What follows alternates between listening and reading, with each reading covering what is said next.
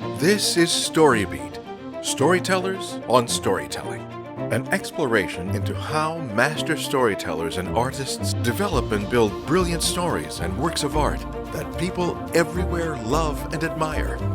So join us as we discover how talented creators of all kinds find success in the worlds of imagination and entertainment. Here now is your host, Steve Cuden.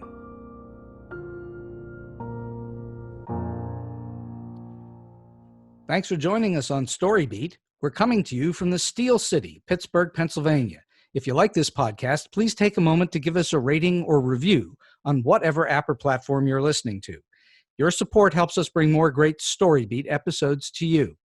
My guest today, Pittsburgh-based lighting designer David Ostrowski, has designed lighting for live shows the world over, including such well-known titles as Sunday in the Park with George, La Boheme, Bright Star, A Musical Christmas Carol, Grey Gardens, Chicago, The Who's Tommy, Spamalot, August Osage County, The Mask of Moriarty, the National High School Musical Theater Awards in New York City, and many dozens more.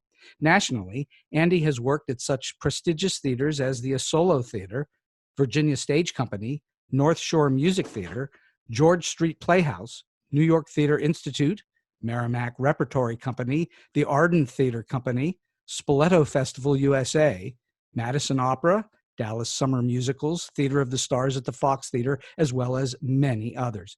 Internationally, his designs have appeared in France, Sweden, Scotland, and Ireland, and from 1998 to 2003, Andy was the lighting director for an international tour of the Gershwin opera Porgy and Bess. In 2002, Andy was given a National Merit Award from the Kennedy Center for the Performing Arts. His Pittsburgh lighting credits total almost 350 productions, including shows for the Pittsburgh Public Theater, Pittsburgh Opera, Pittsburgh Irish and Classical Theater, Pittsburgh Ballet, City Theater, Pittsburgh Civic Light Opera, The Rep, Pittsburgh New Music Ensemble, Front Porch Theatricals, and various others. He was an adjunct instructor in the Conservatory of Performing Arts at Point Park University for the last 21 years or so, where he's designed close to 90 productions for the Pittsburgh Playhouse. For more about Andy, please check out his website at www.tfpld.com. Well, I've truly been looking forward to this chat for a while because, as some of you will know, I too have designed the lighting of a few shows in my time, though nowhere near as many as Andy's grand achievements. So for all those reasons and many more, it's a great honor for me to have the extraordinarily prolific lighting designer Andy Ostrowski as my guest on StoryBeat today. Andy, welcome to the show.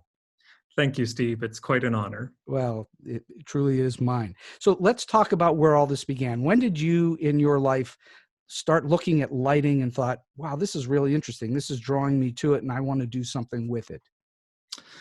It began in high school, actually. So when I came into high school, you could join a number of clubs. And one of the first clubs that I signed up for was the stage crew. And so back then, you had to build flats by simply using 1x4 construction and sizing and muslin and all of that stuff. Mm-hmm. And of course, you had to wear your dirty clothes on the day that we were going to be doing that because everyone wanted to throw paint and muslin and sizing all over each other. But it was during that time period in my first couple of years that I sort of became intrigued on the mechanics and the design aspect of scenery and lighting. As a child, I used to sit, there were two things. After my homework was done and my mother said I could go out and play, I was allowed to either, I had two choices. I would sit at the kitchen table and draw, or I would go out with my friends and play. And I found solace either way. It was great for me to be like, no, I just feel like I'm going to draw today. Right. And so I think it was part of that aspect that when I got into high school, that I sort of, rejuvenated and came around to that aspect. And then my advisor in my senior year said, you should be on stage. And I said, why? As a performer. Well, yes, you should audition for the play. And I was like, why? And he's like, it's your senior year. And I said, well, okay. And he said, there's a small role that I think that you could do. And so indeed, the play was Up the Down Staircase. Okay. Which is, high school kid drama with a teacher. Right. And so indeed, I had one of the many school kid roles, had 2 lines or something like that, Steve, but the funny thing was that while I was there, I learned how a performer had to stand in the light. And it was at that point that I was like, oh, wait, there was like a little bell that went ding. So I was very good in math and pretty gifted in math. And my parents were very interested in me in going off to college. I was the youngest of 4 children. All of them had gone off to college before me. As a matter of fact, on the first day of my 2nd grade year in school, Right. my father made the pronouncement, as my sister became a 9th grader into high school, that everyone was going to college. So from 2nd grade on, I knew I was going to college. I just didn't know what that was. College, what is that? So we go back into the high school years, and my parents are like, you're going to go off to college. And I said to my mother, okay, send me to CMU for the drama school. And my mother laughed and she said, what do you think, we're made of money? And I said, no, Mom. I said, but you asked me what I wanted to do. And she's like, you can't, no, you got to rethink that. So I was good in math, and computers were a burgeoning sort of thing. And so in my late junior, early senior year, when I was applying to colleges, I applied to Pitt and was accepted, Penn State and was accepted, Carnegie Mellon and was accepted, and Slippery Rock and was accepted. And I had 6 college credits from Slippery Rock already from their summer school program. Right. And I was about to go in and do another one in the summer to, before I officially became a full-time student, I would have had 9 college credits. Wow. That's pretty good. That's pretty good. Well, it was a fortunate thing. You would take a 3.5-week class, and you would meet for class every day for 3.5 hours in the morning, and it was all computers and basic programming languages and COBOL and BASIC, and it was good. But so I looked at the situation and said to myself, okay, I have 9 college credits from Slippery Rock. I have no credits from anyone else. It's going to cost this much in loans to me to go to Penn State, or this much for me to go to Pitt, or this much for me to go to Carnegie Mellon. And then I was like, wow, it's going to be a lot cheaper for me to go to Slippery Rock, and I already have 9 credits from them. So the choice came down very quickly to Slippery Rock. And I know that this is getting along to this story, but it was the second day on campus that I realized that there was a dance department and a theater department. And well, computers sort of pushed aside, and my love of theater became a big thing, and working on the stage crew and all that kind of stuff. So you immediately gravitated to something that you already knew you liked. Yes. And that was the exact same thing for me. Just so you know, when I went away to school, I was going to be a dentist. And after my first 6 weeks in school, I knew I wasn't going to be a dentist. And you have very good teeth. Well, I had a father who was a dentist. That's why. So I was going to be like my dad. See, but when I got there, I'd already done a bunch of high school stuff, just like you, and a lot of tech stuff. So I was already gravitating toward the theater when I was there. So all right. So you got it. Did you get a degree in theater from Slippery Rock? Well, here's the funny trick here. When I graduated from Slippery Rock, I had the honor, or whatever word you want to fill in the blank, of being the first theater graduate from Slippery Rock University. Oh, wow. The major was not officially approved until my graduating last semester. Wow. And I chose not to, because my degree was the majority of my schooling was communications, with theater as an emphasis. but I had a minor in television production and a minor in public relations. So I chose not to, which kind of upset some of my professors. But I was like, hey, I helped you get the major by signing all the documents and by, asking for the help and all that kind of stuff. But, I'm ready to graduate and work in the real world. And I don't know if this theater degree is going to be beneficial to me. So how long was it after that you started actually work in the theater? Actually, my last semester, I was on a national bus and truck. Wow. At ASM. Right while you were still in school? Yes. Well, that's cool. It was great. It was a great experience. Kathleen Marshall, well-known choreographer, and sister Robbie Marshall was in the chorus. Both went to Alderdice High School here in Pittsburgh. Yep. Rob Ashford, who was a Point Park kid, right? He was in the chorus with us. Wow. Ken Berry was the star. What show was it? George M. George M. Mm-hmm. And so did you go all over the country with it?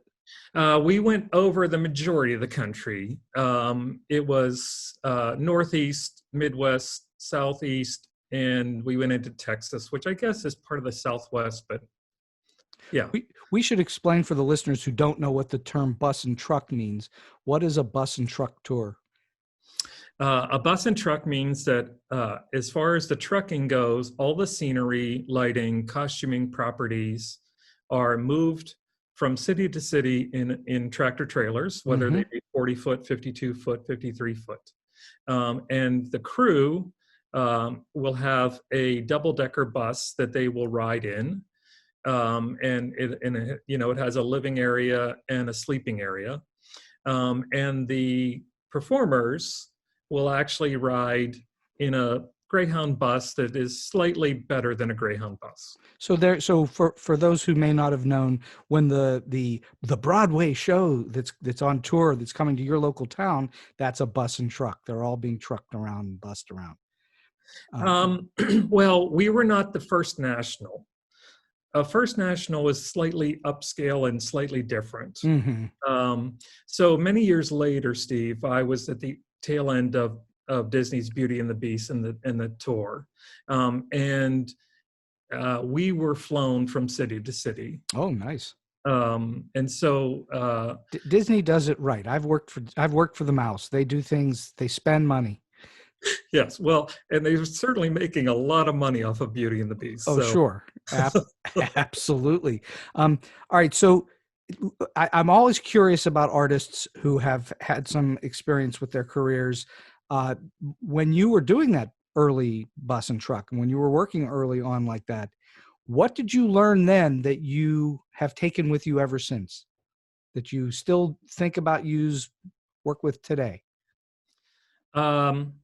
You learn that, and I know that this is going to sound really ridiculous, but you learn very soon and very quickly that you have to respect everyone. You have to make sure that you're clear in your communication, and you have to be appreciative of their efforts. That's really good. Well, that's already we're getting good piece of advice, and we'll get more later, I have no doubt. All right. So what is it about lighting then that just spoke to your soul? What ultimately turned you to being, this is what I'm going to do with my career? What is it about lighting that speaks to you? Well, that ties into my association with George M. and the National Bus and Truck that we did. So we go back to the summer of '85, and I was an intern for Civic Light Opera. And at that time, they were performing in Heinz Hall. And Civic Light Opera, their tagline back then was "Where Broadway Spends the Summer." Right. And they had internships for young college people, one intern per whether it was going to be a prop person or a lighting person or stage management or, any of the various, jobs that you can find backstage.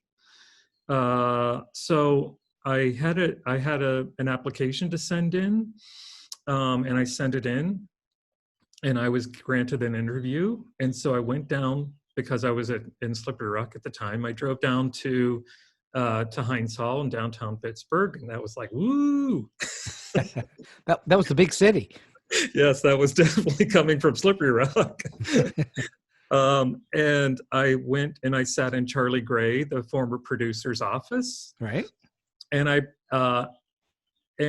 brought with me a model, a half-inch or quarter-inch scale model of a production that I had designed for one of my classes. You're talking about scenery. Yes, believe it or not. Scenery, yeah, I believe it. And it was a production of A Man for All Seasons. Mm.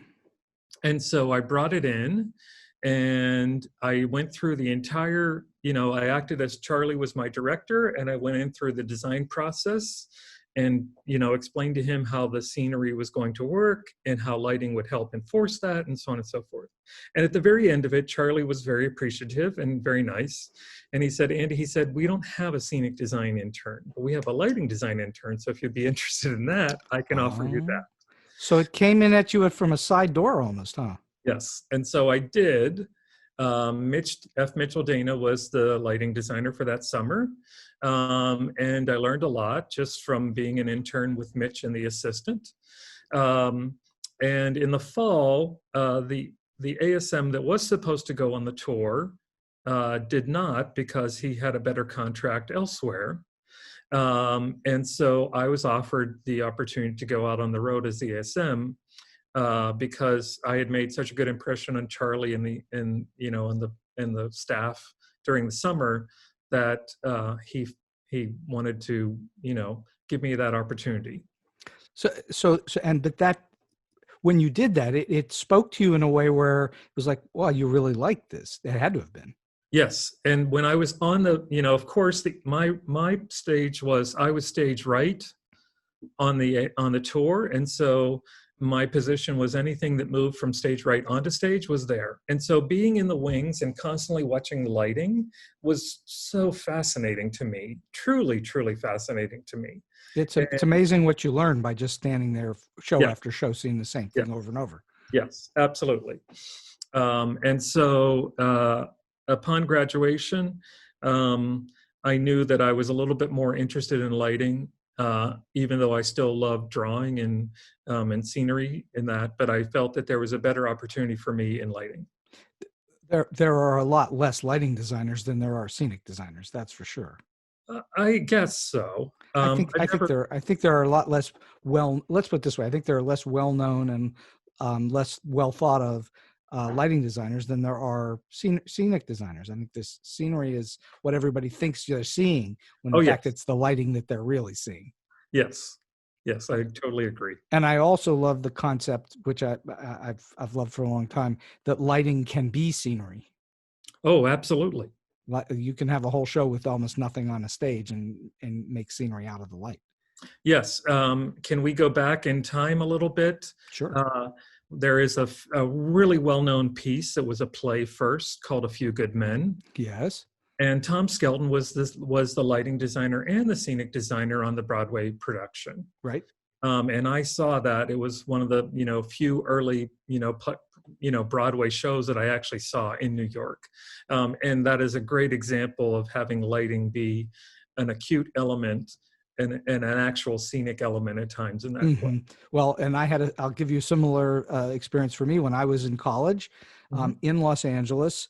I went to see the first preview of the national tour that was then going to go to Broadway of Evita.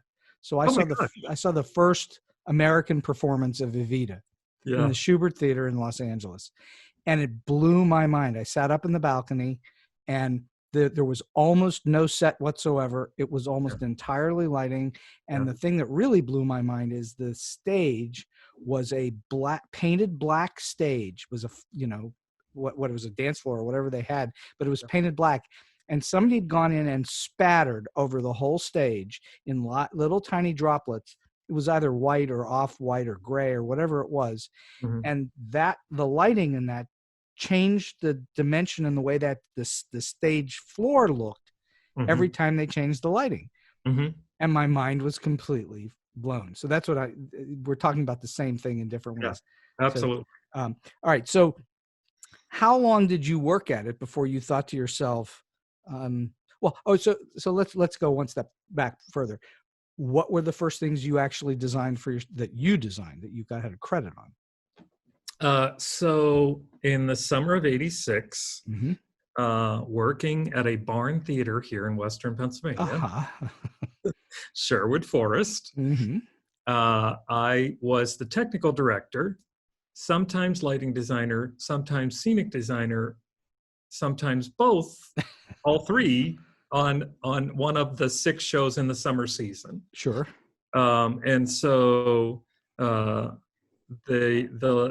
lack of electrical equipment, shall we say, wasn't very much, but we made the best out of it, and I was paid for that, and I know it was community theater. Yeah, but that's where you learn. But I learned a lot that summer, and it was a good chance to just try my hand at things, no matter how few equipment pieces we had. And you could actually fairly well fail at this or that if you weren't sure, and it wasn't really gonna destroy you. Yes, that's absolutely correct. And so you learned, I can put a light here, but not there. Or right. I should have put the light there instead of here. Right. So you learn all those things. Yeah, absolutely. And you learn that you shouldn't put a ladder on a piece of pipe that actually can move. Yeah, that's a good one. Yeah, don't put the ladder halfway over something that doesn't exist, like the edge of the stage or something like that. Yeah, that's for sure. So so how long did you immediately start working more and more in theater? Yes, I was very fortunate. I was very fortunate that during the fall, I continued to stay around Western Pennsylvania and live at my parents' house, and do a variety of jobs, whether that was grocery store clerk, whether that was working in a warehouse, whether that was working in a bookstore. I was just jumping from job to job to job as long as the job was there. And I continued to design for New Kensington Civic, which was another community theater. Sure. And they performed all their plays at Penn State New Ken's University, auditorium, which was like 3 times the amount of equipment lighting wise. And it was like, woohoo, look at all this. And a lot more power probably. And a lot more power, absolutely. So we did a production of Mice and Men. We did a production of Agnes of God that was extremely well received, and I had some great shots of that would helpfully lead to other opportunities. And I went up to Slippery Rock to my old university, and I talked to the dance department about designing for the dance company, and was doing that. And then an opportunity to work in theme park world came about. Where was this? I worked for Busch Gardens in Williamsburg. Okay. And I was the ME/associate for an indoor theater, and the indoor theater was producing their own production of a show called Journey into Music, which was a time lapse from the 20s all the way to the 80s. So they took a couple songs and or dance things from any of those eras and put it into a 45-minute show that was typical theme park. There were 6 singers, 3 male, 3 female, and 6 dancers, 3 male, 3 female. Was this summer only? This was from March until September. Okay, so what did you learn from that experience working in a theme park? I have a good reason for asking in a moment. No, what I really learned was and I know this is going to sound really nerdy, but I really learned the proper placement for lighting cues. There was no stage manager back then. The carpenter you ran your own board. Yes, got it. It was expected that the kid, young person, whoever, was to run the cues accordingly throughout the show. Mm-hmm. And so the importance of a nice 10-second build and where it would land and where the performer was. And the lighting designer on the show was a really great guy who for many years led a lot of magicians in Las Vegas. Right. And so I learned a little bit about lighting for magic just by storytelling from... Which I will take you one step further and say, you know what I'm about to say, which is that lighting magic requires a certain understanding of the tricks. Oh, yes, absolutely. Because if you don't light the trick right, you give it away. Yes, indeed. Absolutely. And his wife at the time, they lived in Los Angeles. Paul's wife at the time was a dresser on Murphy Brown, the television show. Mm-hmm. And so I didn't work for him personally, but we would keep in touch. And of course, I would see his wife's name as the credits rolled for Murphy Brown every week. Right. So from working in that situation, I made some good connections, and there were many opportunities to design for after-hour events.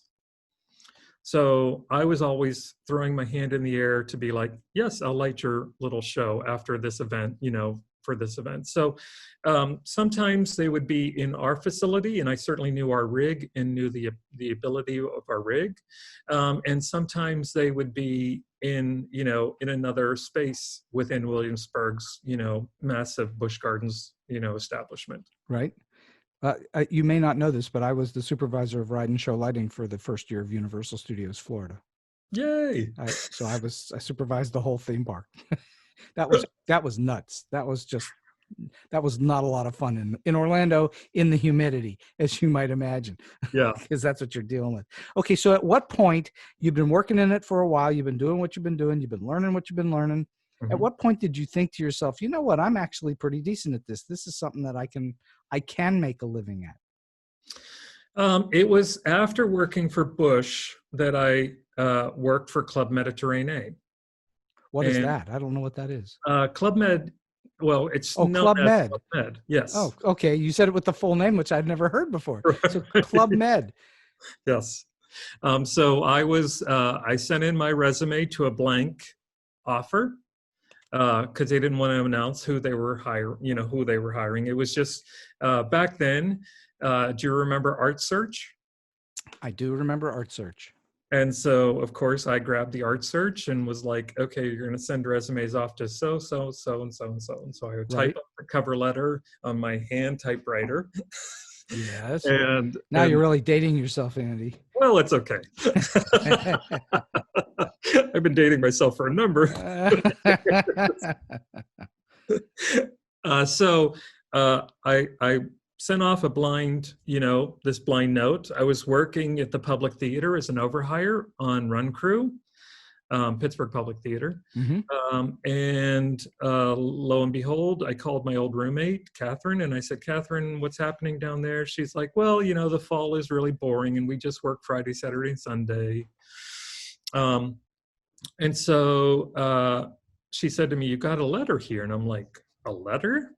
I'm like, open it up. She's like, well, no, I can't. I'm like, I give you permission. Please open it up and read it to me over the phone. And lo and behold, it was an offer to have an interview. And here was a phone number. And so I called the phone number, and it was a woman that I spoke to. And she said, yes, we're having interviews in Washington, D.C. on this date at this time. If you're interested, we'll set one up. And so I did. So I drove down to D.C. for the interview and drove back up to Pittsburgh to do my show that night. And I was notified the next day that I had a job with Club Med. And so did you then do a lot of travel with that? So I went off for Club Med training in Florida. How to party 101. Not really. It was more about how to be the perfect GO. Because what's a GO? So if you are an employee of Club Med, GO is the term for gentil organisateur, which means that you might be a bartender or a baker or a hostess or a lighting guy, but you are first and foremost a GO. So if a guest comes to you and asks for something, you have to help them. You have to answer any questions you possibly can. And so consequently, it was, I had to sort of learn that aspect, as well as light a couple shows to make sure that that they liked what I was doing. And then I was sent off to the Dominican Republic and worked there. You worked in the Dominican Republic. Yep. For a while. Yeah, I was there for 7 months. And did they ship you anywhere else, or was it just the one place? So the chef de village, the chief of the village, the CEO for that village, right? Because all their compounds are known as villages. You go to a village of Punta Cana, or a village of Huatuco, or a village on Bermuda, Right. And it's their own little self-contained compound. So he came to me and he said, there is an opportunity for you to go to Bermuda. And I said, oh, really? And he said, yes. And I said, okay. I said, when would I leave? He said, well, they want you to go as a sound engineer. And I said, but Frank, I have a little bit of experience as a sound engineer, but I have so much more as a lighting guy, and I have done so much work here. He said, I know, and that's why I've already told them that you were not coming. Oh. And I looked at him like, now, he spoke a little English. I understood French very well, but I was a little irritated that he was so quick to make, the decision for me. Sure. That sort of rankled me a little bit. And I just, it just stuck within me like, that is my choice. If they were asking for me, that is my choice. And I always thought maybe they were wanting me to be the lighting person there, but he changed it so that I would say no. Right. And then he could honestly say no. He said no. And so I chose to end my time with Club Med when I was allowed to end my contract. Got it. Okay. So you wound up back in the States, I assume. I did. And I went back to Busch, and I worked for Busch Gardens for another summer in the same theater, running the same show. And when did you start to work freelance, designing lots of different shows around Pittsburgh and elsewhere? Well, we have to fast forward really about 4 years. I was the head electrician, associate lighting designer, or assistant lighting designer at the Pittsburgh Public Theater, and I occasionally would design a show, but it was not enough for me to sort of live off of. Right. But by 1995, I started doing a fair amount of freelance. It still wasn't enough for me to live on, but it was definitely an opportunity for me to design for City Theater, to design for other smaller companies here in the city. And then I really left to, design, to be a full-time freelancer in the summer of 98. So I wanted the listeners, to kind of hear that, to understand that it took you, with all of your focus and attention on it, it took you a good, 15 years or so before you stepped up into a place where you felt like you could be your own, the boss of your own destiny, I guess, and go for being a freelance lighting designer, that you worked for others in sort of set positions for quite a while before you felt like you could do that. Yeah, it was 13 years. 13 years. And that's sometimes what it takes. I think frequently that's what it takes, is that you have to sort of bide your time. And it's almost like you did a long apprenticeship, figuring out how all of it worked. Then you could go off. So I want to get off into the notion of what lighting design really is. It's sort of two big things. And you correct me if you think I'm wrong, that it is an art and a craft, that you have to understand the artistic end of what light does and is, and you also have to understand how things mechanically and technically operate. Is that accurate? 100%. Okay. So do you think of yourself first as an artist or first as a craftsman? That has shifted over time, to be perfectly honest. I used to think of myself more as a craftsman, but about 15 years ago, I started to say, well, I'm both. And now I think of myself more as an artist. You are, well, I think that I've seen a bunch of your work, and I think that that's true. You're more of an obviously you have all of the technical capabilities. That's what you must have. I don't think you can be a successful theater lighting designer without having a pretty solid understanding of the technical end of it. But I think the really successful lighting designers like you are artists first. You're looking at it. You want to create stage pictures with light. Am I correct? Absolutely. All right. So I want to get into this process. That's what we're leading up to, is the process of being a designer and what it is that your thought process and how you create beautiful stage imagery. So when you book a gig, somebody says, "I want to hire you to be our designer on this show." Mm-hmm. I assume the first thing you do is read a script. Is that correct? Absolutely. Okay. Have you ever been offered a show that you wouldn't do because of the script? Has that ever happened to you? No, that hasn't. Okay. Well, I was going to say I would be surprised if it had, because unless something conflicted with your time, my guess is you take pretty much everything coming your way. Yes. As a right. freelancer, yeah, it's and of course now in this pandemic when no one is working. Right. We're having this conversation in the last week of May of 2020. Yeah, nobody's working in the theater right now. It's all completely shut down.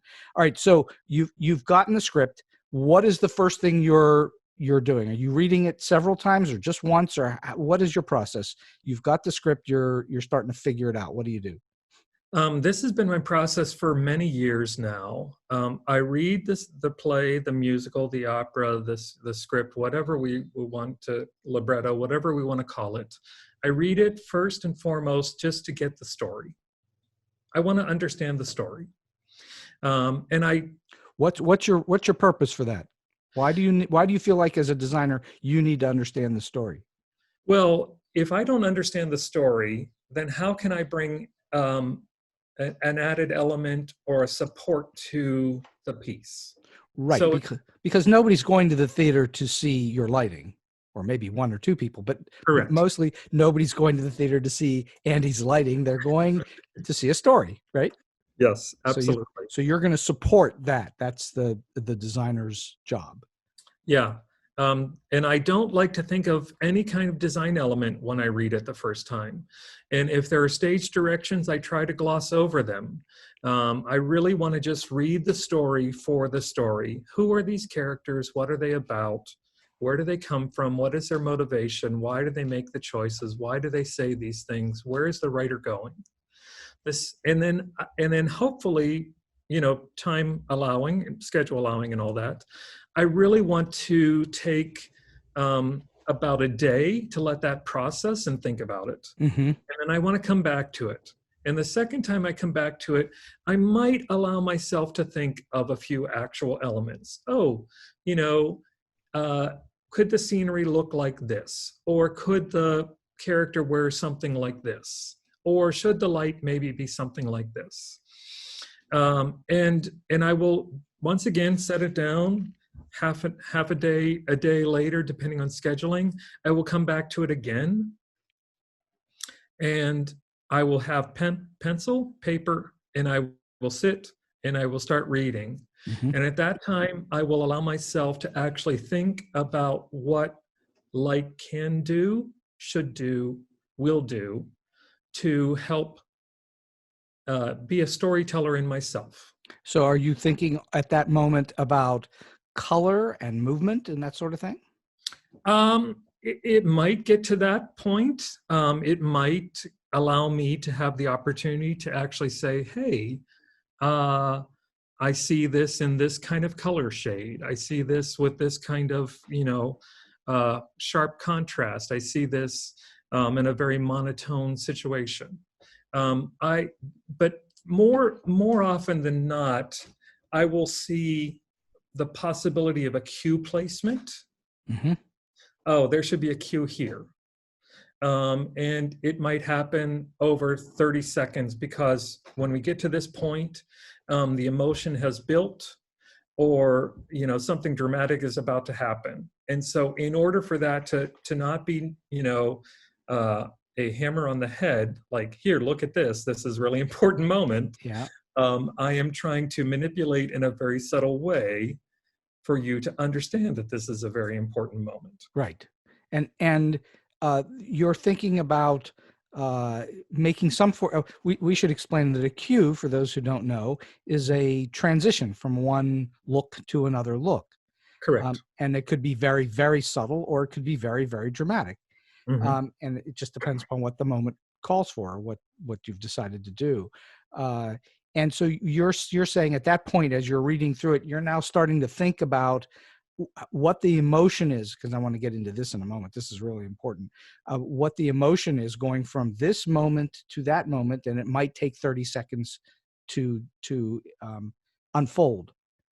Yeah, absolutely. I mean, it's, every genre, whether it be a straight play or a musical or an opera, or a play with music, will have a variety of sort of generals, shall we say. Mm-hmm. Because the world of opera is dictated by the music and the tempo, sometimes, and what the singer is doing and what the staging is happening, sometimes you could have a cue be 8 minutes, 9 minutes long. Could be a sunset or a sunrise. Could be a sunset, could be a sunrise. I mean, it depends. And, in a typical musical theater, at the end of a musical comedy number, it's the ta-da moment. And so it is a 0 count. And it's like, hey, cue. Exactly. Or a bump. We call it a 0 or a bump. Yep. And it's just wham. It's just as fast as can be. Yep. And so it's everything in between. And a lot of what you're doing as a designer has to do with shifting the audience's emotions or feelings, is it not? Yes, it is. And you're doing that in at least two ways, and two primary ways. One is through a change of where the lights come from and their color. Yes. So what I wanted to get into for a moment with you is your philosophy or your feeling about color and emotion, and how you can manipulate feelings through color and emotion. I mean, through color to create emotion. I love color. I know you do. I've seen it. And I certainly love too. to use it. And at times I feel that maybe my work is a little colorful, but I go back and I say, well, Van Gogh was Van Gogh, and Picasso was Picasso, and Rembrandt was Rembrandt. Correct. So, I'm looking at it as, well, this is me, Andy, and this is how I'm seeing it for the moment. Oh, well, people have hired you because it's you. Hopefully, yes. Well, I would expect most do. They hire you because they know they're going to get a certain look from you. And it's not going to be two clear lights, just putting white light on the stage and you're walking away. No, it's going to be colorful. So so how does color work for you? When you're reading a script and you're talking to a director about what the show's going to be, and then ultimately you have to see it staged, you've got to see scenery and costumes and staging to make ultimate decisions on coloration, obviously. Because if you put the wrong color on the wrong color set, it'll turn up looking totally different than what you hoping for. Absolutely. Because we're not going to get too technical or nerdy here about additive and subtractive coloration and all that, because that's just a little deep in the weeds. But nevertheless, the lighting changes the way things look. It changes the way people look. It changes the way the set looks. It changes the way the costumes look. It changes everything. What I'm fascinated by is your take on how you use color in your mind's eye, and then ultimately in a light, to create a mood, an emotion, a feeling, whatever that would be. Well, it's very, it goes back to some simple color theory. And people find certain colors to be passionate, i.e. a rich red could be passionate. It could show anger. Obviously, a blue would be very calming. A light amber or a yellow or or a rich amber could be some time of day during the sunrise, sunset kind of period. Pink is normally associated with a happiness. So if you want something happy, you're going to use pink. Green is not thought of in terms of lighting, but it can be mysterious in terms of moody. Or ill. Or ill, absolutely. And so I look at the piece, the song, the mood, and I try to figure out what is best for that situation without being too overpowering until it needs to be overpowering. Mm-hmm. And there's obviously the vast range of different colorations, from very pale and very subtle to very rich and deep. Yes, and without getting too in the weeds, which is a perfect metaphor. Yes. People don't realize that there are 4 different major gel manufacturers, and a gel is a piece of polycarbonate or plastic that goes in front of a lighting unit. Called gel because it used to actually be made out of gelatin. Yes, indeed, and food color. And food color, a long time ago. And so consequently, each of the manufacturers will have variations. And one of the American companies known as Roscoe has over 100 different colors. Mm-hmm. And you're thinking to yourself, how can we have that many different colors? Oh, yeah. But it's really simple. And you look at a paint book and you're like, oh my God, why is that called cinnamon versus, this color? Sure. Why is it paprika instead of this, I mean, there are subtleties in all the variations, and they should be utilized. Well, and now you have all the, again, I don't want to get too deep in the weeds, but now you have LED lighting that doesn't use gel, and you're creating light out of little diodes that are making various lights, that are creating light patterns that blended together make other colors. Yes. But they still refer to, in the LED, they will still refer to a Roscoe color or a Lee color or one of the other manufacturers. Yes. Correct? So it's helpful. I think what's going to happen is eventually you're going to get to the next generation of lighting designers. They won't know what gel is. Oh, absolutely. It's just going to be LEDs. And that's going to happen rather quickly, I would think. I mean, even though we're in this moment of uncertainty, when everything goes back to having some certainty, shall we say, there will be a change in business model, and some manufacturers will reduce some of their pricing because they have product that is just sitting there that they haven't sold because of all this time that has passed that they need to sell. And so there will be some reduction in some pricing, I assume. And that reduction will be on the higher end, all the LED stuff that we're talking about. Right. Okay. So now you've started to you've read the script. I assume, had a conversation or more with the director who's going to tell you what their approach to the show is, or their approach to the story. You're probably going to have a meeting with the director and perhaps the costume and set designer, so that you can sit down and say, here's what thematically we're going to do, and here's the way it's going to look, and so on. And you haven't even gotten to actors yet. You haven't gotten to rehearsal. You're just having a preliminary conversation. Oh, absolutely. There are many conversations. Normally what will happen is that the director and the set designer sit down together and sort of hash out what they think the physical show is going to look like. And then they will ask the lighting designer and costume designer to come in and participate in the conversation. It may be that the design is already complete. Mm-hmm. It may be that the design is not complete, and they're looking for your input or asking for suggestions. And then after that part of it is complete, then the one-on-ones will happen with each of the people that we both mentioned, with the director, with the scenic designer, with the costume designer. Mm-hmm. All right. So now you've started to think about what you want the show to feel like or look like in some not necessarily amorphous way, but in a broader way than in specific detail. Correct. All right. So back when I first started doing this, back when there was actual limelight. Yes. Yes, 400 years ago.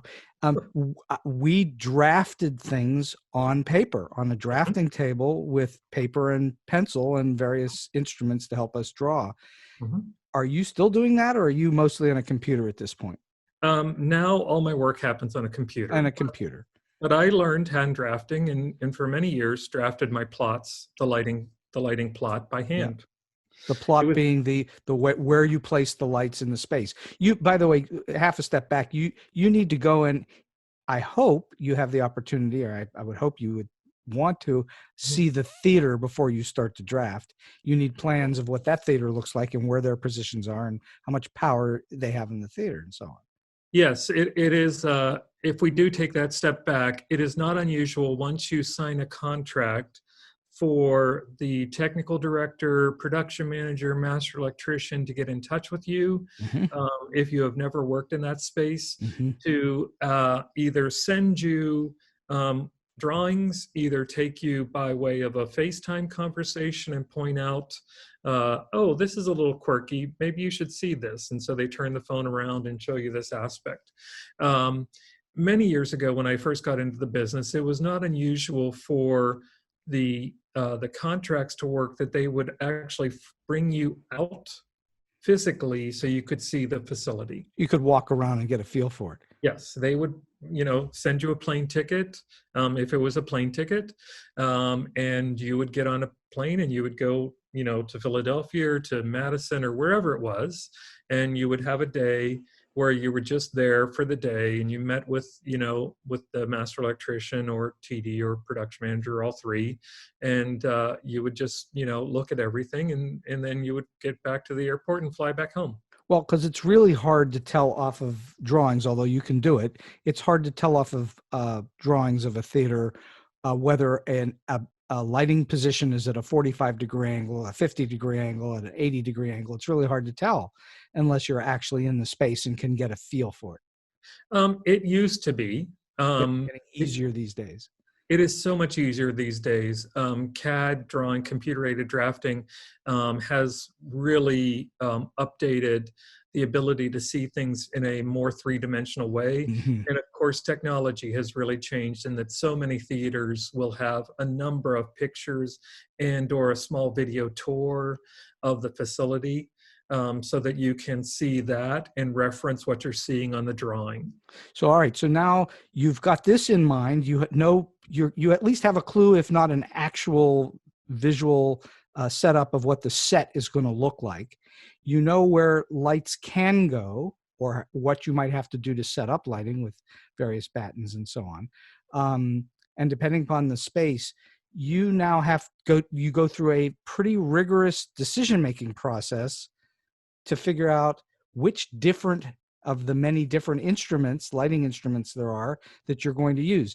That's going to partly be figured out via a budget and what's available in the space, if anything, and all those things. There's a puzzle you have to figure out. Which lights do you use where, for what purpose, and so on. Am I correct? Absolutely. So where do you start? What do you start thinking about? It's very easy to look in a quick cursory way how many units in total there are versus how much square footage I am expected to light. Got it. Because you don't light the actor only, you have to light the stage. You have to light the scenery, you have to light the actor. And within that ability, then you can control so many aspects, i.e. that the audience isn't really thinking about those aspects. And that allows you to then shift their perspective, give them focus, throw attention to wherever you want it to be. So consequently, in that aspect, I look at, okay, I've got 200 units and I've got 800 square feet to light. Okay, I'm going to need some budget. And I look quickly and say, the budget is this. Oh, that's not much. Okay. Then the puzzle becomes even more interesting. And there's a certain amount of thought that has to go into that. There is always a negotiation on budget. Sure. It may not be as much as you would like it to be, and it may not be as much as it should be. But you are. Well, have you ever had it be more money than you needed? No. Yeah, that was comedy. You never have enough money, do you? Why did he even think of that? And I will say, I think, and I'll see if you agree with me or not. I have found that some of the more interesting work that, in the little way that I did it compared to you, but I did a lot of equity waiver theater in LA, which is that means 99 seats or less. So they're little tiny shoebox theaters. Some of the best work I ever did was where I had no money, not many lights, and almost no power. And you just had to get super creative with very little. Oh, absolutely. And there is a challenge that I certainly have relished over the time period of my career, that it is, you have to learn to make as much as you possibly can make with what you're given. That's a huge part of your job, isn't it? Making do with what you got. Yes. And that means money, that means time, that means equipment, all those things.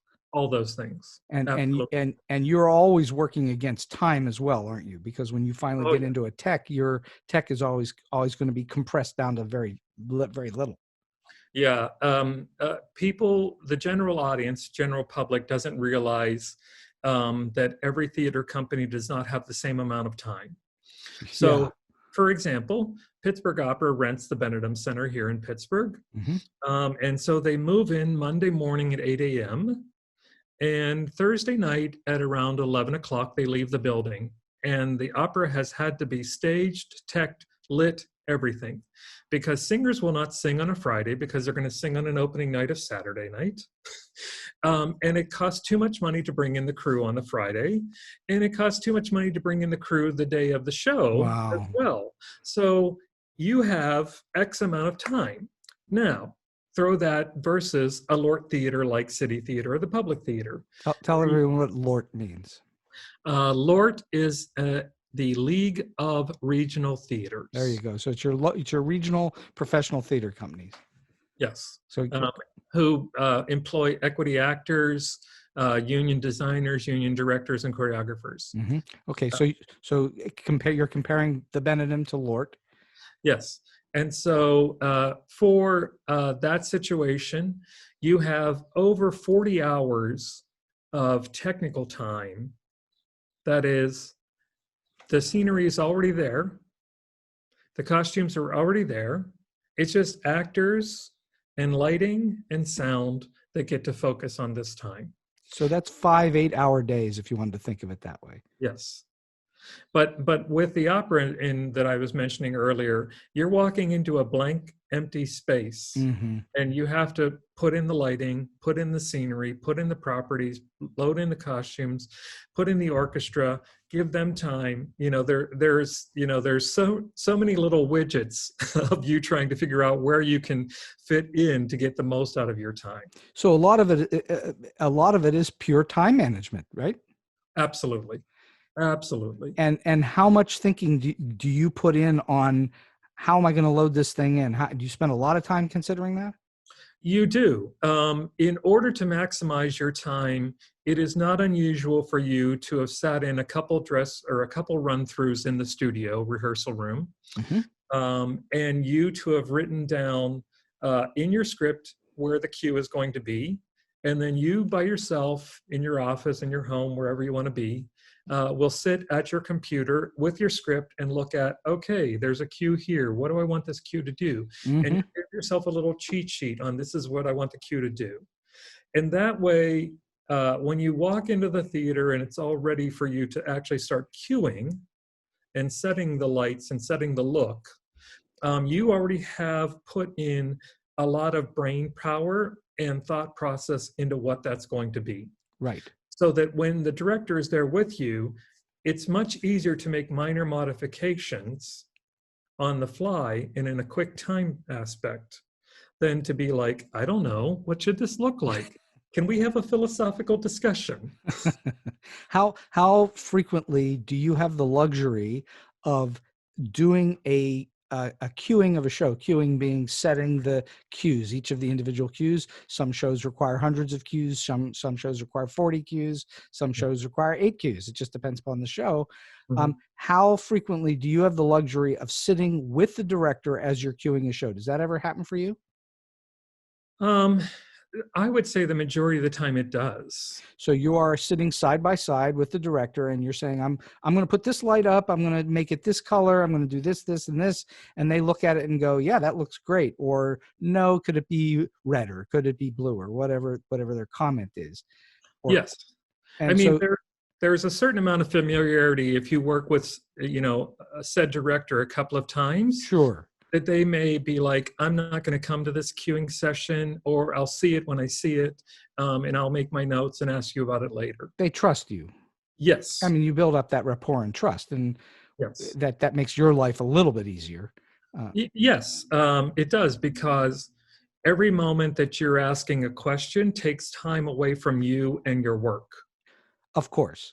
And it can be tricky if you're dealing with a really finicky director who, they have their own peculiar desires about things, that you may sit there and have conversation back and forth for longer than is necessary to make something work.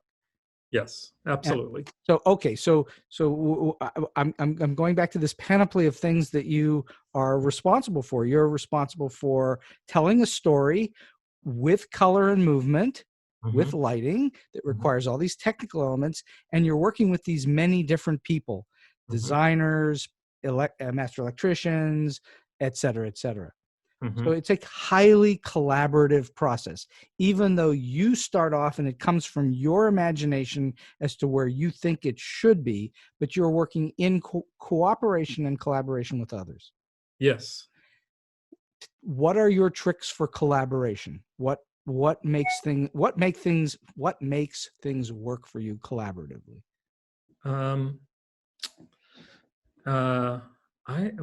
That's a great question. I don't really think of any trick per se. I think it comes down to just being a human. Yes. Once again, it comes down to, you see the actor doing this. You know that the actor has done this several times and the director has not changed their way of doing this. So you have to work with what is happening, whether you think that it should be this way or that way. Now, there are times that the director will say, I want this kind of definition, or this kind of isolation of light. And you do that, and then the actor doesn't understand that that's what has been expected of them. And then the director says, but in this moment, this is what I need you to do. So could you please stay within this parameter, this amount of square feet, don't walk 2 more steps, only walk 1 more step, turn to your left instead of to your right. Those aspects of minutia of trying to fine tune something. Well, because like you say, you go into your opera setting and you have X amount of time to get it up. And if you, that's as much time as you've gotten, as much money as you've got, and so on. And if a singer or an actor comes on stage and can't find the light, that's the term, can't find your light, they can't find the light, you really don't have the time or the wherewithal to move the light. So you've got to force the actor into that place. Correct. Okay. And if they don't get in there, suddenly they're in the dark, which doesn't do anybody any good at all. Absolutely. And unfortunately, a lot of actors think it's very bright and hot in the light, and it's a lot cooler and a lot less difficult if I stand over here in the shadow. Yeah. I've worked with some directors who will remain nameless. Yes, please. Who just basically say, this is where they're going to be. And I'll be like, but I cannot. Well, you have to figure it out. What do you do? No collaboration. How do you handle that? What do you do? And again, don't name names. I will try my best at figuring something out. Mm-hmm. I will make an attempt at it. Mm-hmm. But if it is not successful, I will just turn and say, that's the best I can do. Mm-hmm. So again, it is collaborative. And if the people that you're working with can't figure out what they need to figure out, then you have a little bit of a tussle. Yeah. And it is unfortunate because, of course, it is happening at the most stressful time, of course, not only for the lighting designer personally, but, everyone is spending a tremendous amount of time and effort to get to this point. And of course, the producer is spending a tremendous amount of money right. to get to this point. And for it to sort of blow up because someone is putting their foot down, it is childish, it is unprofessional, and it is just, maddening to have to deal with that. And at that point, you really are in the prime expenditure moment. Everything's being expended at that moment. Yes. So it's really the wrong time to have that conversation, but yet it does happen. Yes. Okay. So if you could briefly explain what has happened over the last 25 years of your career, maybe longer, in terms of technology and where the shift is. I know we talked about LED lights. What has happened from when you got in to where we are now? What are the bigger differences? Light is still light. It looks different in some cases, but it's still light is coming from an angle to the stage. But what has happened technically or technologically?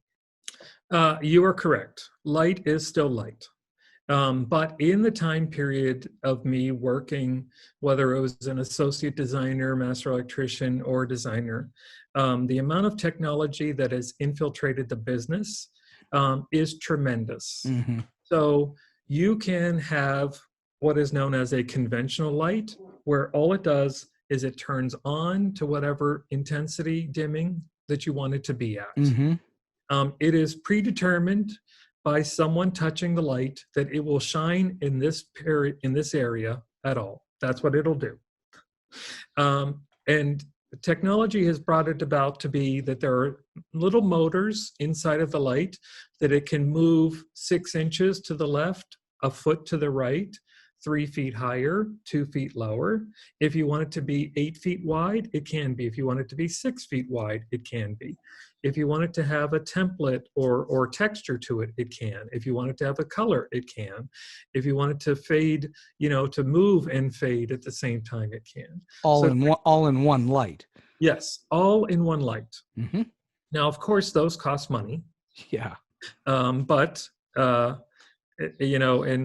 one of my quote unquote Andyisms is, don't they know that lighting is always expensive? No, they don't know. I say that under my breath. I can't tell you how many times I said that under my breath. No, they don't have a clue. They think it's cheap. But I will say the biggest change that I have noticed in the 25 years, and this is a very subtle thing and it keeps happening, is that everything keeps getting brighter. Well, that's good. So, because you can always make it dimmer. Hopefully, yes. Yeah. Or is the dimmer still brighter? Yes. People see an award show or a rock concert, and they think that that's what lighting should look like. And so when they come to see a play, they don't understand really what theater is all about. And they get somewhat like, oh, okay, It's kind of dull by comparison because it's not rock and roll. It is not rock and roll. And you're right. You're lighting for realism frequently. Yes. And that's realism is frequently not exciting from a rock and roll perspective. It certainly isn't. So yeah, that is a problem. So then do you find that you are looking to make it exciting somehow by angles or by coloration, even though it's not rock and roll? Are you looking to do that? I have often been mesmerized betwixt whatever adjective you want to use, mm-hmm. by angle. And it goes back to my early childhood. Like, once again, Steve, let's go back in time. Yeah. There was a board game. I think I was in 3rd grade when this board game came out, and it was called Masterpiece. Okay. And you would roll the dice, and you were allowed to then bid on a painting. And other players around the table could also bid on the painting, and whoever paid the most for the painting, then they got to buy the painting. And the point was, how many pieces of masterworks can you actually have at the end? So if so and so had 7 masterworks, then they were deemed the winner, versus no matter what the price of the masterwork was worth or anything like that. I was, who knows why, Steve, I was mesmerized by Edward Hopper's Nighthawks. Oh, well, I understand why. And I would always buy this painting no matter what. I had to have that painting. Everyone knew I had to have that painting, and people would make me pay more for the painting than I should have paid more, because they knew how much I loved that painting. Well, that painting is all about light. It is all about light. And as a 9-year-old child, I had no idea, no idea that it was all about light. I just loved the composition, loved it. So I find a lot of inspiration in Hopper's use of light. And I assume you find it in lots of different paintings as well. Yes. Oh my God. Well, my house has a number of Hopper, prints all around it. Sure. Because he's all about light. I mean, it's all about light. Absolutely. For me, it was Caravaggio. Oh yeah. Well, I mean, there are so many great art. I find inspiration in so many great artists. I was very fortunate to be working overseas, as you read earlier, and we were in Spain, and we were in a small town that was the hometown of, oh God, now I'm going to forget who this is. Salvador Dali. Ah, yes. And in this little town, which is like such a podunk little town, there was a theater space, and the theater space was unfortunately stricken by fire.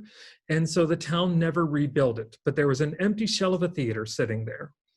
And the mayor and the Illuminati of the town approached Salvador Dali many years later and said, "We would love you to have a museum in your hometown."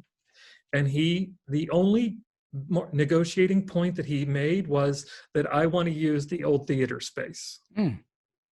And so in a typical Italian horseshoe opera design, there were several levels, in that configuration. Yeah. And where the audience sat was a garden, and in the garden was a sculpture. And it was a limousine for, ambassadors or, political people, typical 1940s, 1950s limousine for that time period. And that was a sculpture? Well, that's part of it. So depending on how you approach the car would set off certain signals. And so depending on how you approach the car, it would either start playing music or it would rain on the guest inside of the car. Not on the chauffeur, but on the people in the back.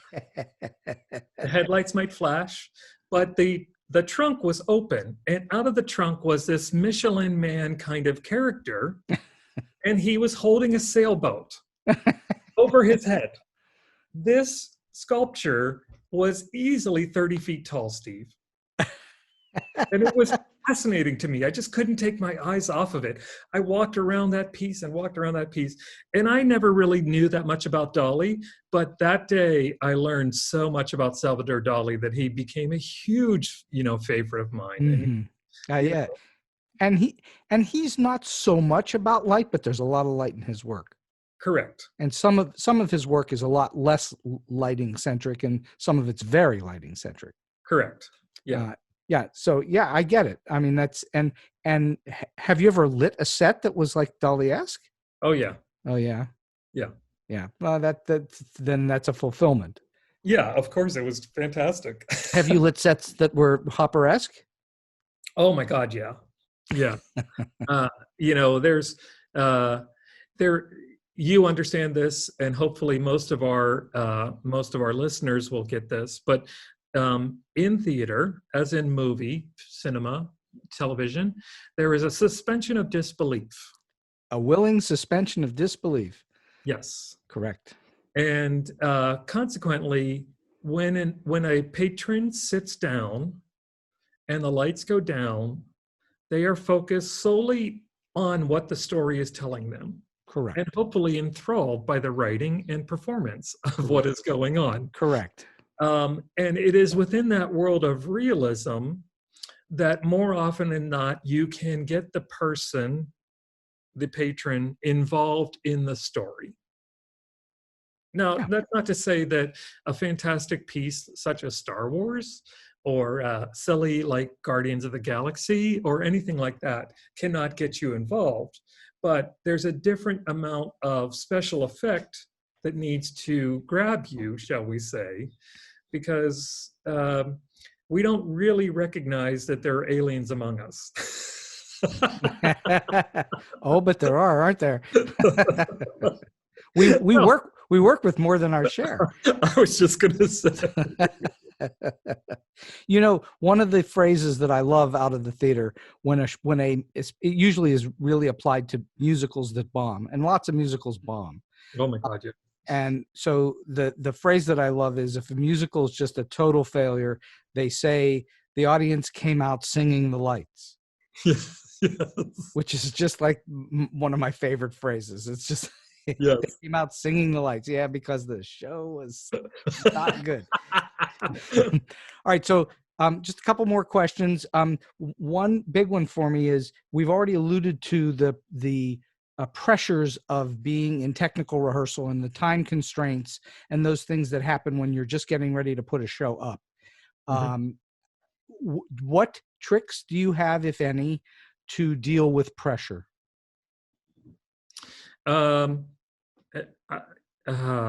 don't think of this as a trick per se, but mm-hmm. I have been very fortunate that many years ago when I was in college, taking my PR classes, I had to churn out so many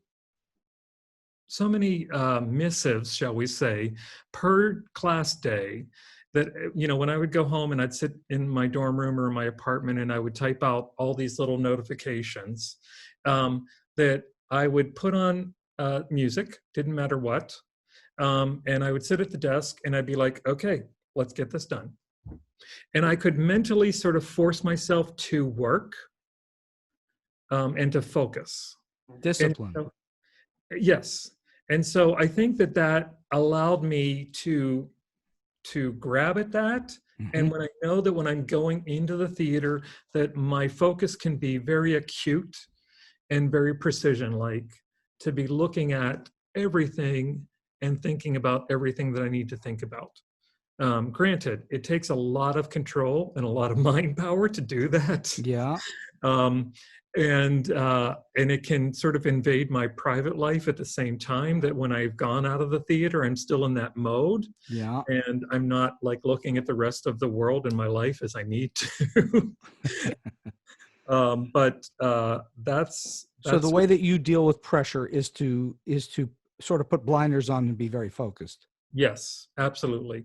Those blinders are big. And especially if you've done your proper planning, then you are working in that schedule, that rigorous schedule. Yes. And I assume that you've had instances where your schedule gets completely knocked about by one thing or another. Oh, yes. Yeah. Power failure, something doesn't arrive on time, whatever it is. And then you have to figure out how to make that work anyway. Right. So the other thing that you are as a lighting designer is you're a constant problem solver. Yes, believe it or not. Yeah, well, no, it is. You're constantly, there's a certain amount of compromise involved sometimes, and you're constantly solving one issue after another until it's ready to go up. And then once it's up, and there's nothing more you can do but step back and hope that it all works. True. I mean, I just didn't want our listeners not to understand, that is, sort of one of the jobs of the lighting designer. Yeah, absolutely.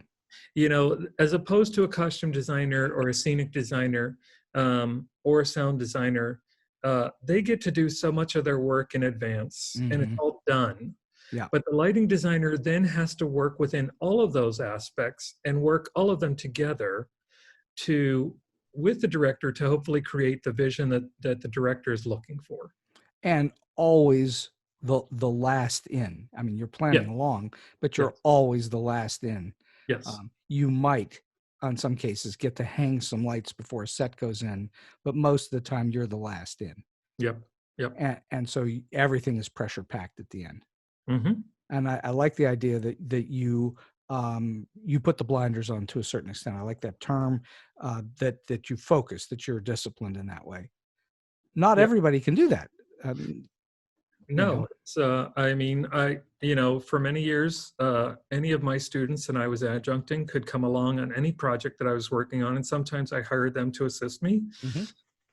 And they were always sort of amazed at how I could do that. And I would say that it was a learned process, but you have to start learning that process for yourself. Oh, and you have to consciously think about doing it. It's not, I mean, I can probably become innate to a certain extent, but you have to actually practice it. It's not. Yes. It's not a natural thing. No, it is not natural. All right. So we've been talking for well over an hour at this point. We're going to wind this thing down. I'm just wondering if in all your, hundreds of experiences, you can give us a story that's either quirky or oddball or weird or strange or offbeat or just plain funny that you've been through. So there are several. I mean, I could go on for another 20 minutes, but I'll just give us a couple. Many years ago, when I was still freelancing and working a full-time job elsewhere and not, freelancing for my own self, I was brought in to light an after party for the rock band Guns N' Roses. Okay. At Three Rivers Stadium. Oh, yeah? Yes. And so somehow by way of the caterer, I got a call and I was asked if I could light this party, and I said, sure. And so then they brought me down and I looked at the room, and I was told there was going to be a pool table here, and there was going to be a hot tub here, and there was going to be some leather seating over here, and there was going to be a champagne fountain here. And this is not a theater, so it wasn't like there was typical little hanging positions. No, it's a big room with no battens at all, right? Correct. It was a locker room, Yeah, got it. And so I went in and had a bunch of, over the pool table, I had this really great practical china hat, which is very typical for a kitchen table or dining room table. And it had red fringe around it. That was a prop from a, theater company that I was able to borrow. So that was hung. And I had all these other teeny little baby lights, they were called at the time. And I hung them all around the place. And I showed up, ready to go. The concert was happening, screaming fans, 50,000 people, blah, blah, blah, blah, blah. And about a half an hour before the concert was to end, the caterer comes up to me and he says, could you turn everything on? And I said, sure, of course, no problem. And so I turned everything on and we turned off all the fluorescent lights, and the caterer was quite happy. And he said, okay, you have to leave now. And I said, what? And he's like, you can't stay. You have to leave. This is a private party and you have no room to be here at this private party. And so I was like, but I said, if anything happens, liability wise, I am not liable for any kind of electrocution. If something happens because someone got out of the hot tub or, whatever, who knew what was going to go on in that room? But the champagne fountain and the hot tub was enough for me to say, oh God. And so I was told to come back at 8 a.m. the next morning and that I could pack up all my stuff and leave. And so everything was on. And it was all there ready to go. And I was, literally taken by security out of the stadium, told to leave. And I did. And I came back 8 a.m. the next morning. And a security guard took me to the room, and it smelled so bad. You cannot imagine how bad that room smelled. And there was AstroTurf on the floor, and it was all squishy because of how much alcohol and or water had still been. And I was just like going, oh God, am I going to get electrocuted? Am I going to get a disease? Am I going what is going to happen to me in the next 2 hours while I disassemble all of this? Oh, so you never got to see any of it. No. I can only imagine through my amazing use of imagination. Well, you are lucky they didn't knock something into the hot tub. Oh my God, yeah.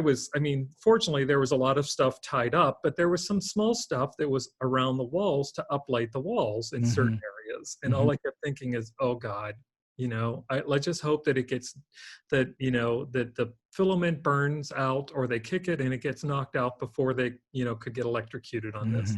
Now, equally, I'll give you another little tidbit. Yes.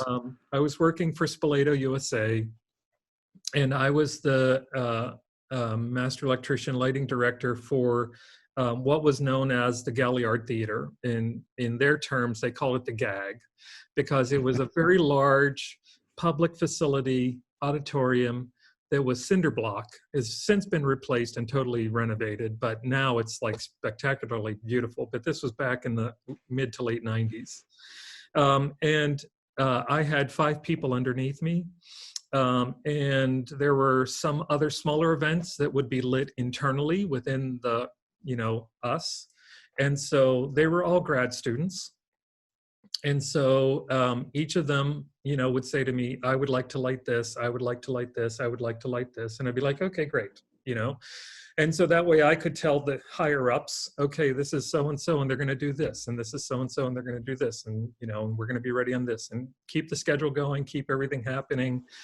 Because for people that have never been to Spoleto, it's an amazing festival, but there is so much work involved. I bet. So much work. And so it was the day of a concert that Renee Fleming was to give. Okay. And the person came up to me and said, I can't do this. 2 hours before the event was supposed to go on. And I was like, what? What do you mean you can't do this? And he just said, I'm too nervous. I'm so sorry. I just can't do this. And so I was like, okay. So I went to my boss and he said, well, I guess you're doing this. And I'm like, okay, I guess I'm doing this. So, Ms. Fleming came out, and I said to her, I said, I'm so sorry, Ms. Fleming. I said, I was put into this at the last minute. I said, I don't know your repertoire. Can you please give me your repertoire? And she, names off all the arias she's going to sing. And she said, I have several questions for you. And I said, please ask anything, She said, I assume that I will always be in a follow spot. And I said, yes, of course. And she said, what colors are you going to have in the follow spot? And I said, well, I think that we should have an R51, which was the name of the Roscoe number or a color. And she said, oh, surprise pink. That's a very good color for me. Thank you so much. And she said, what other colors are you going to have? I said, well, R33 for this aria. And she's like, yes, that is a lovely color and that will work very well on my dress. She knew everything, Steve. She knew all the colors that I was going to use and what their names were technically. And I was like, oh my God, let me just get down on my knees and worship, because I cannot imagine an incredible opera singer as yourself knows all of these colors by name. Well, I just rattle them off. Well, what you've just described is the perfect professional. Yes. Not only is she a great artist, but she knew all of the technical things that would go on around her and how that would impact the way she looked and how the audience thought about her and all the rest of it. Yes. So it's just like the great actors that know exactly where to stand in front of a camera and which angle is their best angle. Yeah. They get it. Yeah. And isn't that a pleasure when that happens? Oh my God, it was great. I mean, even though, there were 2 arias that I wasn't really familiar with, and I of course scrambled to ask anyone in the facility, what's this aria like? What should I? And they're like, oh, it's this and this, and it's from this opera. I'm like, oh, right, okay, great. But yes, I was exhilarated and extremely nervous, but in the end, I went back to her afterwards and she said, that was a very good concert. And I said, no, you were spectacular. And I am thankful to be a part of the process. And were you board operating that on the fly? Yes. You were figuring it out as you were going. Yes. I had no time in advance to do this because so you didn't set cues of any kind. You just were sort of, you were winging it, and you were manually operating a board. Well, it was a computerized board, so I could type in and put things on Submaster, and I had a variety of Submasters to go, which would control a grouping of lights, and so yes, it was. and no one was the wiser. Hopefully not. No, no one would have known, not unless it went to black in the middle of her singing. Well, yes, that's true. They'd have known that, or you brought up the work lights in the middle of it all.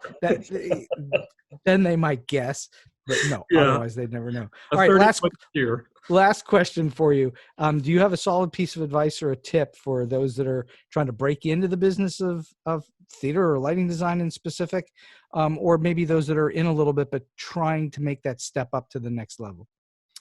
I do. I think most of us that work in the business are approachable. People may think that because of a certain amount of professional credit or a certain amount of expertise or a certain amount of notoriety that we're not approachable, but I find that we're very approachable. And I find that most people would be willing to at least have a conversation or be willing to offer some advice. So that's one tidbit. And the other tidbit would be, if you really want to work in rock and roll, then you need to find some of those production companies that work in rock and roll, immerse yourself there. If you want to work in theater, then you have to move to a city that has a certain amount of theater. If you want to work on Broadway, you have to live in New York, really, to get into that world. So if you want, wherever you want to work, find yourself there, and you're going to have a much easier time of making connections and getting opportunities, and hopefully utilizing the opportunities at hand. Well, that is just really wise advice. I mean, it's pretty hard to act in Hollywood if you're living in Boise, Idaho. So yes, you have to be in those places, and certainly really wise advice about rock and roll. You need to find the places that do rock and roll and approach them. There are 3 or 4 production companies that are pretty much control that world. And I don't mean control, but I that isn't the right use. But they're the people that are the most hired to put them on. Correct. So go to Nashville and work for Bandit Lights. And work your way up, and you'll find that you're probably one of a cadre of designers, and they will send you out with so-and-so or with so-and-so or so-and-so, And there is really no better education than just doing that. Correct. Yeah. I mean, you're going to certainly have to come to a certain level of expertise before you're given that opportunity. Right. But it will come, because of you being in that world versus me being, Bandit Lights calling me up and saying, hey, Andy, we really love your design and your resume and your portfolio and your website. Do you want to come out and work for so-and-so? That's just not going to happen because they don't know me. I'm not a known commodity in their world. Yeah, they don't. Again, we're back to that trust issue. They don't have any trust in you because they don't know what you're capable of or how you'll act under pressure or those things. Correct. Well, this has been a fantastic hour plus with lighting designer Andy Ostrowski, who's just given us so much wonderful information and so much inspiration if you want to get into this world, which is certainly a fascinating one. If you like lighting and you like theater and live performance, there's nothing better in the world. So I want to thank you kindly, Andy, for spending this time with me today. Thank you, Steve. And so we've come to the end of today's Story Beat. If you like this podcast, please take a moment to give us a rating or review on whatever app or platform you're listening to. Your support helps us bring more great Story Beat episodes to you. Until next time, I'm Steve Cuden, and may all your stories be unforgettable.